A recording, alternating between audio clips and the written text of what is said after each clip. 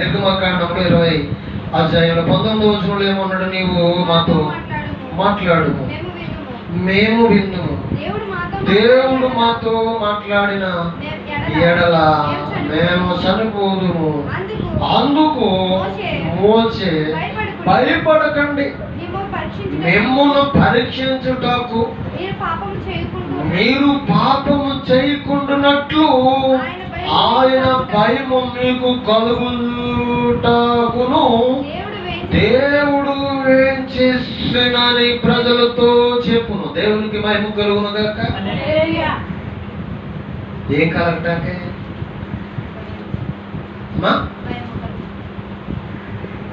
ఇప్పుడు భయం కలిగితేనే కదా ఇప్పుడు తింటే ఎలాగదు. అదరిద్రగాడ ఏం చేస్తాం? ఒకసారి 2 సార్లు మా ఇంట్లో బాధపడతాం తినేసి. చాలామంది ఈ రోజుల బట్టి మోసం పట్టుకున్నాం, లేకపోతే కాలేజీలో లేకపోతే జ్వరం వచ్చేసి బాధపడుతూ ఉంటారు. దేని నిమిత్తమో జ్వరం వచ్చింది, దేని నిమిత్తం మందులు పట్టుకున్నాయి, దేని నిమిత్తం ఈ రోజులు మోషన్స్ పట్టుకున్నాయని చూస్తాం. చూసిన తర్వాత డాక్టర్ దగ్గరికి వెళ్తాం. ఏం తిన్నామమ్మా అని అడుగుతారు. ఏం తిన్నాడు? పొలం తిన్నానంటే డాక్టర్ ఏం చెప్తాడు? అవి తిన్నదమ్మా, నీకు పడమయ్యి నీ ఒంటికి అవి తాగొద్దు అని చెప్తాడు. దేవునికి మహిమ కలుగును కాక. మరి చెప్పినప్పుడు ఏం చేస్తాము? ఎవరైనా చుట్టం చూపు కానీ, పెళ్లి చూపు కానీ, పనసన కానీ, ఏదైనా కార్యక్రమంకి వెళ్ళినప్పుడు అవే పట్టుకొచ్చి పెట్టారనుకో, మనం ఏమంటాం? ఇప్పుడు ఉదాహరణ నేను ఉన్నాను, ఎవరింటికి వెళ్ళినాను, గమనించి గబగబ టీ కాసుకొచ్చి చేస్తాను. ఎవరు తాగేవాడు రోజంతా మనం భోజనం చేయడం వల్ల 24 గంటలు టీతోటే ఉండేవాడు. భోజనం చేసేవాడు కదా. మరి ఇప్పుడు మరి ఏం చేసాం? కొన్ని పరిస్థితులను బట్టి ఏం మానేసాం? టీ మానేసాం. ఇప్పుడు ఎక్కడికి వెళ్ళినా సరే ఏమంటాం? మన శరీరానికి పడదు కనుక నాకు వద్దని చెప్తూ ఉంటాను. దేవునికి మహిమ కలుగును కనుక చెప్పండి హల్లెలూయా. మరి ఏం తీసుకుంటారు? వాళ్ళ దగ్గర ఉంటే పాలు కాల్చిస్తారు, లేకపోయినా అక్కడ మంచినీళ్ళు ఇవ్వండి మంచినీళ్ళు తాగి వస్తూ ఉంటారు. దేవునికి మహిమ కలుగును కనుక. ఎందుకు ఈ మాటలు పరిశుద్ధాత్మ దేవుడు సెలవిస్తున్నాడు అనంటే ప్రతిది కూడా మనము దేనికి అలవాటు పడుతున్నాం, దేని విషయంలో మనం భయపడతాం. ఎందుకు? టీ తాగినా లేదా ఇంకోటి తాగినా కొన్ని విషయాల్లో కొన్ని భాషలకి బీపీ షుగర్లు ఉంటాయి. బీపీ షుగర్లు ఉంటే వినపడు తినడానికో బీపీ బడిట్లుగా పెరిగిపోతుంది. దానికోసం 2-3 సార్లు తిని బాధపడిన వాడు తెలుస్తుంది. ఏం చేస్తాడు తెలుసా? వినపడు తింటే బీపీ ఉండదు కదా అని తినడం భయపడతాడు. దానికి శనగపిడి తిన్నా బీపీ రేజ్ అయిపోతుంది. సాంబారు ఎక్కువగా తాగినా బీపీ రేజ్ అయిపోతుంది. భోజనం ఎక్కువ తిన్నా షుగర్ ఎక్కువైపోతుంది. దేవునికి భయం కలుగు కాక. షుగర్ ఉన్న పేషెంట్ ఏం చేస్తాడు? చికెన్ వండినా, మటన్ వండినా, రొయ్యలు వేపుడు ఇట్టినా ఏం చేస్తాడమ్మా?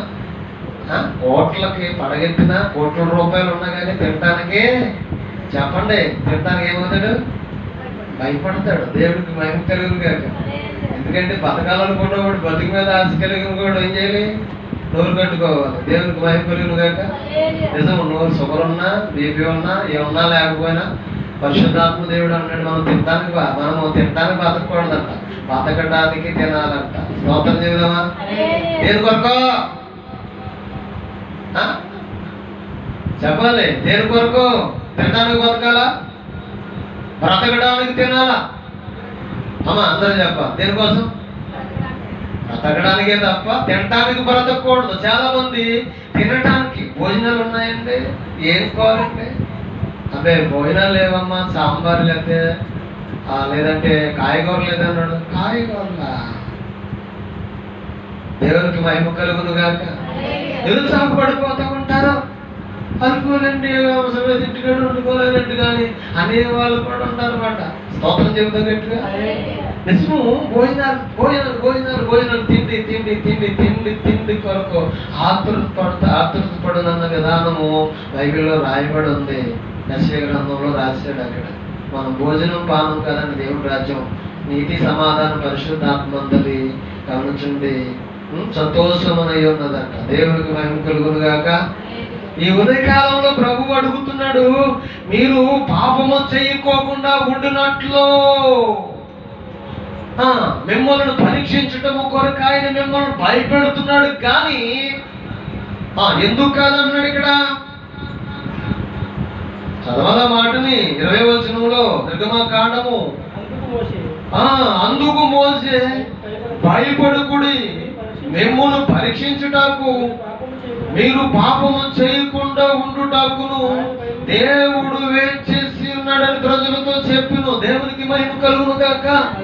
దేవుని మాటలో ఎట్టా ఉంటే ఇలా చూడండి, భయపడుతూ ఉంటుంది. ఆ పనులు చేసేవాడికి ఏం చేస్తారో తెలిస్తే సిగ్గుపడి స్థితిలో కూడా ఉంటారు. భయపడతాడు. అయ్యి బాబు ఏంటి బాబా గుళ్ళు తడదాడ కొట్టుకుంది, ఈరోజు అంతా నా కోసమే చెప్పాడు ఆయన వాక్యం. నా కోసమే చెప్పాడు అనుకుని భయపడుతూ ఉంటారు. మరి భయపడి ఏం చేస్తూ ఉంటారంటే దేవుని విసర్జింటారు. దేవుని సన్నిధికి దూరం అయిపోయేవారు చాలా మంది ఉంటారు. దేవునికి అయిపోయి నిజమే దూరం అయిపోయి ఈ పాస్టర్ గారు కదా ఇంకో పాస్టర్ గారి దగ్గరికి, ఈ డాక్టర్ గారు కదా ఇంకో డాక్టర్ దగ్గరికి వెళ్తే ఆ డాక్టర్ కట్టుకోకుండా ఉంటాడా, కొట్టు కట్టుకోకుండా ఉంటాడా, ఆల్మెంట్ రాయడా,